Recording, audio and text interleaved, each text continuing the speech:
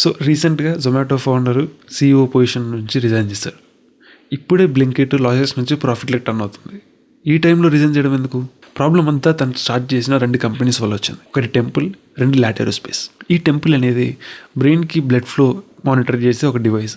ఈ temple device ఏదైతే ఉందో ఇది స్నేక్ ఆయిల్ మార్కెటింగ్ వల్ల జనాలకి సెల్ చేసే ఒక ఫాల్స్ ప్రోడక్ట్ అని చెప్పి హెల్త్ ప్రొఫెషనల్స్ ఇంకా రీసెర్చర్స్ వాళ్ళ ఒపీనియన్స్ సోషల్ మీడియాలో షేర్ చేసుకున్నారు. సో దీనివల్ల దీపేందర్ గోయల్కి చాలా వరకు బ్యాక్లాష్ వచ్చింది. అంతేగాక రీసెంట్గా జరిగిన గిగ్ వర్కర్ స్ట్రైక్స్ కానీ ఇంకా క్విక్ కామర్స్ నుంచి 10 minutes డెలివరీ ట్యాగ్ లైన్ ఏదైతే ఉందో అది తీసేయమని చెప్పి కోర్ట్ ఆర్డర్స్ కూడా వచ్చాయి.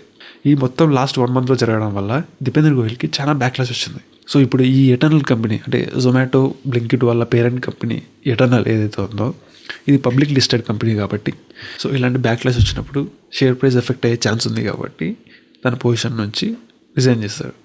సో ఈ కొత్త పొజిషన్లోకి బ్లింకిట్ కోఫౌండర్ అయిన అల్బిందా జాయిన్ అయ్యాడు. సో 18 years నుంచి ఈ కంపెనీని బిల్డ్ చేసి స్కేల్ చేసి ఇంత రెవెన్యూస్ తీసుకొని వచ్చి ఇప్పుడు సడన్గా ఒక ఇన్స్టాగ్రామ్ పోస్ట్ ద్వారా రిజైన్ చేస్తే ఈ కంపెనీకి ఎలాంటి ఎఫెక్ట్ ఉంటుంది అనుకుంటున్నారు? మీ ఒపీనియన్ని కింద కామెంట్ చేయండి.